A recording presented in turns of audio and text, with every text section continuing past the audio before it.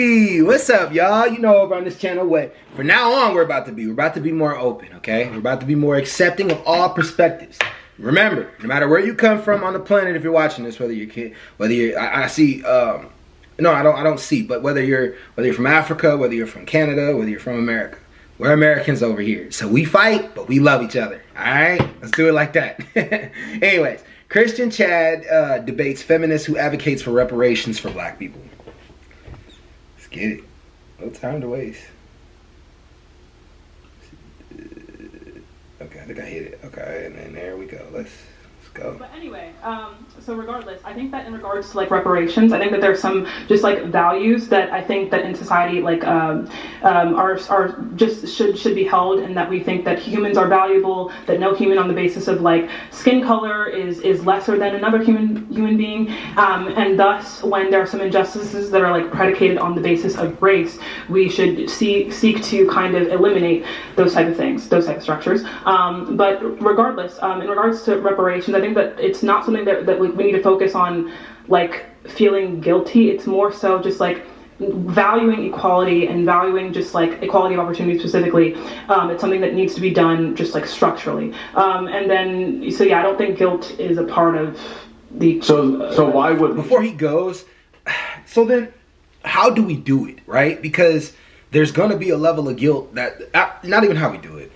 Is there a way that we can help the black community along with helping the white community simultaneously? That's the question I think we should be asking. I understand why reparations is in conversation. I understand it. I get it. I know all the studying and understanding that I've done about the black community, what we've been through, what we've been subjected to, I know. But the real question should be, how can we help everybody? Because right now, some people are just not going to be able to see that generations of something that's happened to you has anything to do with what's happening right now. That some people just can't compartmentalize that, and through that they feel like they're being blamed for something that their ancestors did. And I'm fair with that conversation. I am.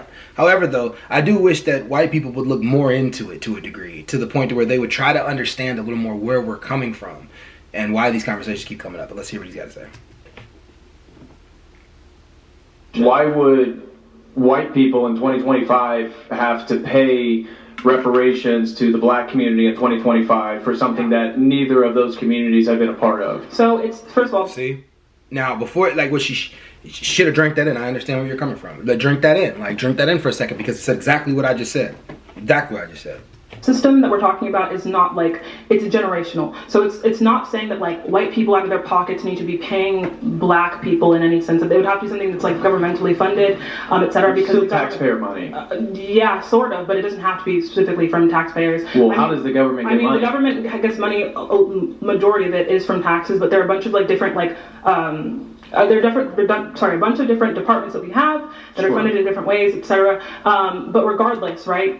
This is something that like was sanctioned by the government, where we had just like slavery legalized, and we also just had Jim Crow laws in an era where black people were economically subjugated, and thus I think it should be something that like the government kind of goes to like fix. Right, but let's say like 2025 America, we don't have chattel slavery, correct? Yeah, but we have like generations of poverty. But why would 2025 be superior to any example? I guess we could even go to Libya right now because they have open slave markets. But why would one be superior to the other in your deterministic worldview? What do you mean superior?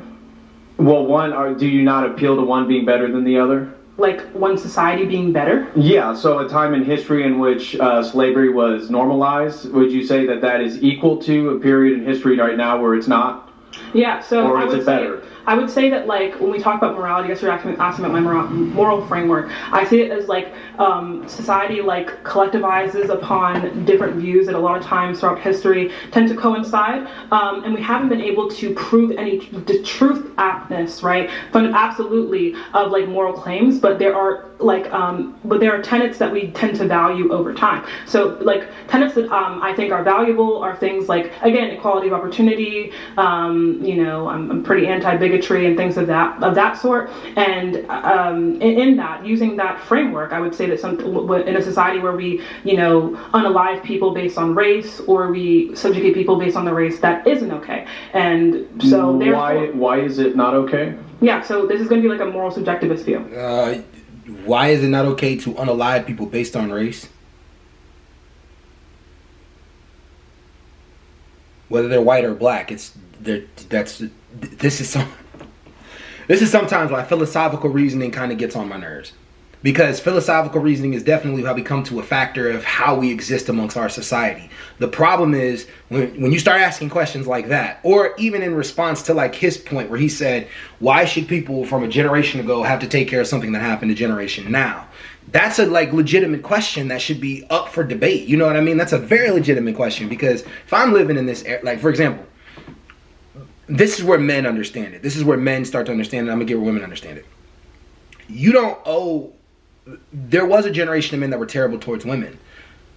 But if we're compartmentalizing everything that happened and doing what we need to do to make things better, we shouldn't be held accountable for what our fathers did, especially if the majority of men from 25 and younger are going to therapy, doing the necessary work that they need.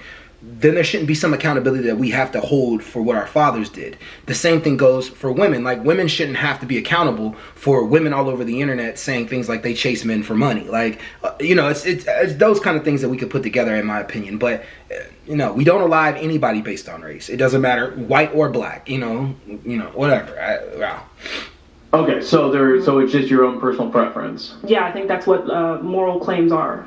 So there's all okay. So then, if it's your moral personal preference, me having a different moral personal preference, we're equal in standing. Yeah. So it's not even something to be like debating on basis of equality. It's more so just like, one, I think that moral claims are spread based on like, how favorable they are, and I think that we should be making certain moral claims less favorable because of their output and their effect. And the attempt of the moral subjectivist is to move someone's credence or belief towards their own for whatever reason. So it's not about the equality of certain like moral frameworks or moral takes, more just that like they all exist and they're expressions of usually like resentment or like likability. That's like kind of like what a moral attitude is.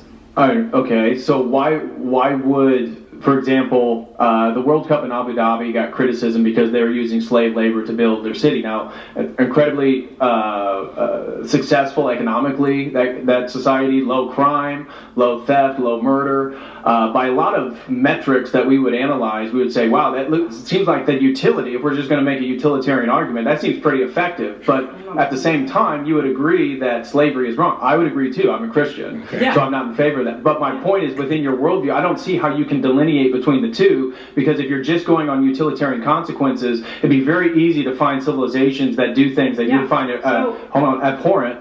And that utilitarian, that it's actually very, very successful for their society, and maybe that they're more successful than other societies that don't do those things. Yeah, I'm not a utilitarian. So again, if I was a utilitarian, I think I wouldn't hold the same values that I do now, other than in like equality, of opportunity, of respect, etc. So again, this is going to be something where it's like a society is not successful, in my view, and a lot of Americans' view, if they do not, promote, the equality of opportunity and safety of all individuals. Why is that important? Because I feel like what I'm hearing is that you're getting back to a sort of moral worth of individuals, which I agree with. Yeah, right. But I'm just trying to figure out how do you come within your worldview, how do you come to the moral worth of individuals? I can tell you how I've come to these feelings and these opinions, but I'm telling you that like moral claims, in my view, are not truth apt, meaning that you can't like in any way, they're not provable, they're not testable, right? And we've observed this, like again, like through science and evolution kind of shows us that like people who kind of tended to respect other people and like other people and work together with other people tended to survive more, and that biology, that chemistry of having like mirror neurons and like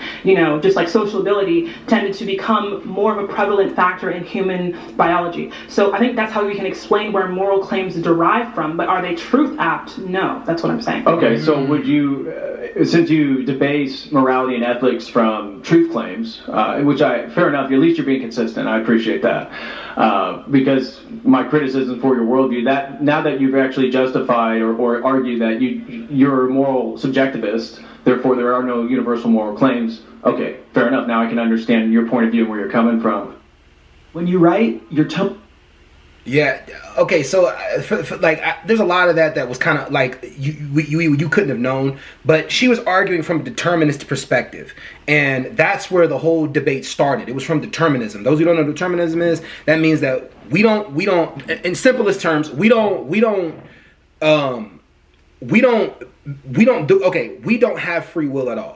Everything that happens to us is a product of things that are already set up for us. So like when we come into the world, where we live, how our brain works, what we end up becoming, all of it ends up becoming from a determined standpoint of what we come into this world with, right? So that was her world theory. So when he was asking her about moral conversation, he was saying, how can you believe in morality or any kind of morality that can be justified in any different kind of metric, like the utilitarianist argument? I can't even say the word right. How can you say any of that is wrong if you believe determinism is the factor which brings everybody to the point to which they are? Which means if somebody comes in the world as a slave, that was determined for them to be a slave. So if it's determined for them to be a slave, what's so wrong with that country having slave labor? Like that was his argument. And she said, and her comeback was really, really good actually. Like moral claims aren't really truly justified. They're not justified by anything. Like she was being more morally consistent with that. But his would be God would tell us that we're not supposed to be doing that. Hers would be we come up with that as we go along, that's not something that we're supposed to be doing. Both are excellent worldviews, definitely great for debates, and always leading to great conversation. But you know what? I'm out, y'all. Peace.